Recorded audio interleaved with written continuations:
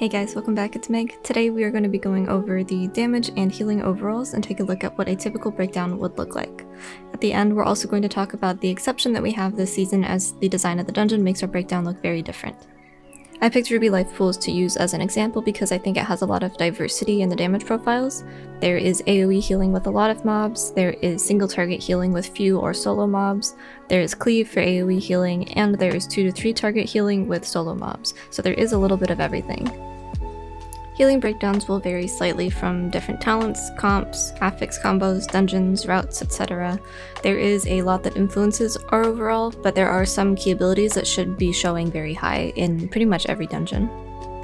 Starting out with the first boss, she has a pulsing AoE event as well as burst AoE. Depending on your tank, there might be some single target as well. So for this dungeon in particular, a bulk of our healing from Awakened Feline is going to be coming from this encounter.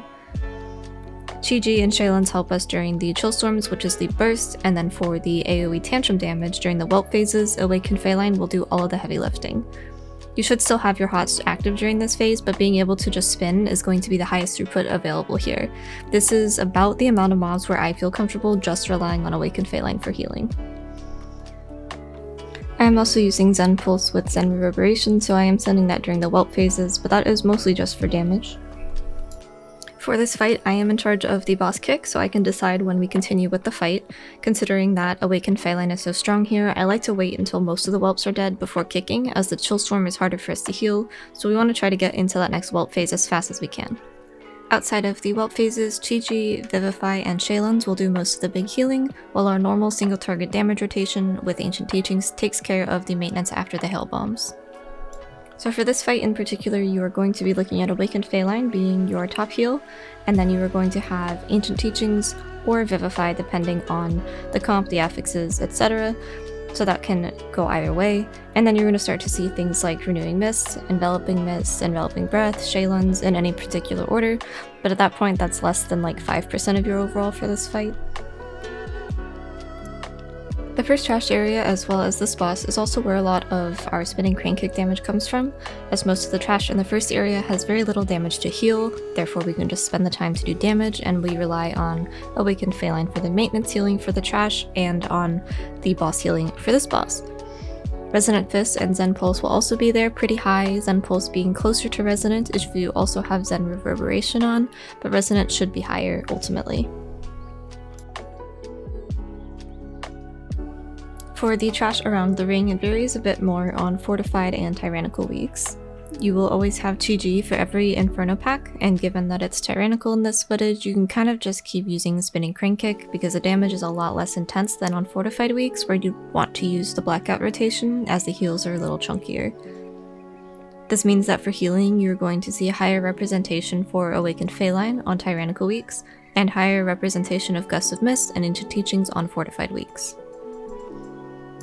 For the effect on the damage breakdown, it's kind of the same deal, higher representation from Spinning Crane Kick on Tyrannical weeks, and higher representation from Blackout Kick Cleave on Fortified weeks.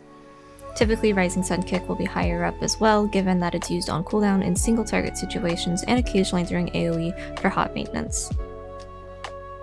This area is also where a lot of our Enveloping Mist and Enveloping Breath comes from as well, due to the length of the packs and the frequency of Chi-Ji use.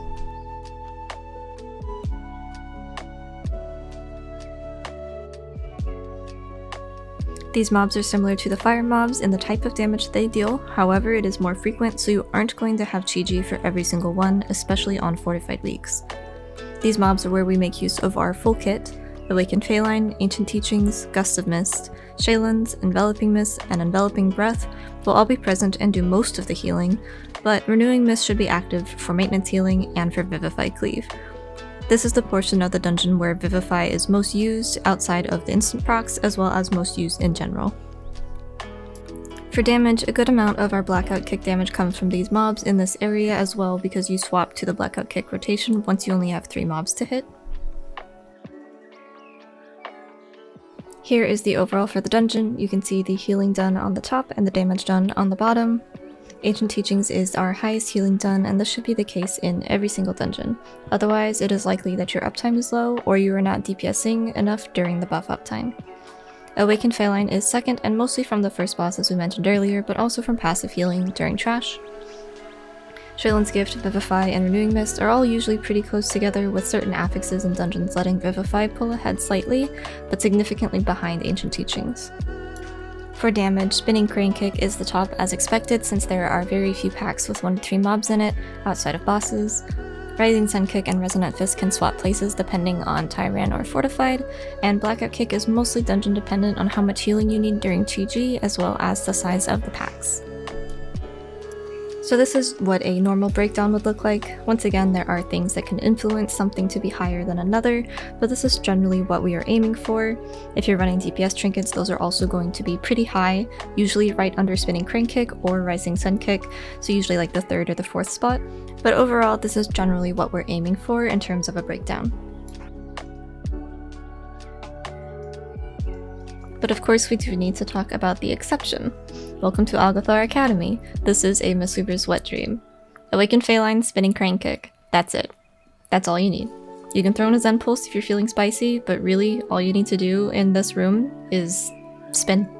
Have fun. I lose all my frames here, but you know what? It's worth it. This is a blast. I love this dungeon. Jokes aside, this is the best way to heal and DPS this room. All of your damage from Awakened Feline is going to contribute to healing from the tank getting meleeed as well as the bees jumping out and grabbing people.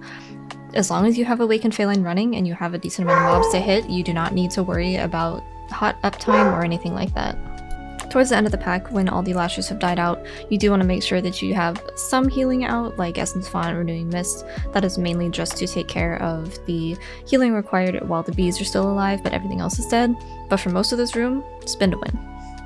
This is also true for the boss, although you can use GG to cover a little bit of the damage if you don't feel like you have enough mobs to hit. If some of the lashers have been killed by the DPS or the tank, you can use GG to kind of buffer that area between the buff going out and the tree dying. But generally, this boss, just as the trash was, is spin to win. So, because of the tree room, our overall is greatly affected. Awakened Feline did 22% more healing in this key compared to the Ruby Life Pools, which also had a decent amount, but it still doesn't even come close to Academy. For our damage as well, you can see Resonant Fist and Zen Pulse much higher, as well as the DPS trinket that I was using for this run. I also want to mention that I do run a script for Awakened Feline, Ancient Teachings, and Zen Pulse to be automatically combined in details. Normally, without the script, they are split up by critical strikes and non-critical strikes, and then you just have to add them together manually. But I do have the script available in my UI that is down in the description for that whole document with everything in it, and that is just details auto-run code. Alright, I hope this video was helpful. Thank you guys for watching. If you have any comments or questions, feel free to hit me up on Twitch, Twitter, or Discord, and I will see you in the next video.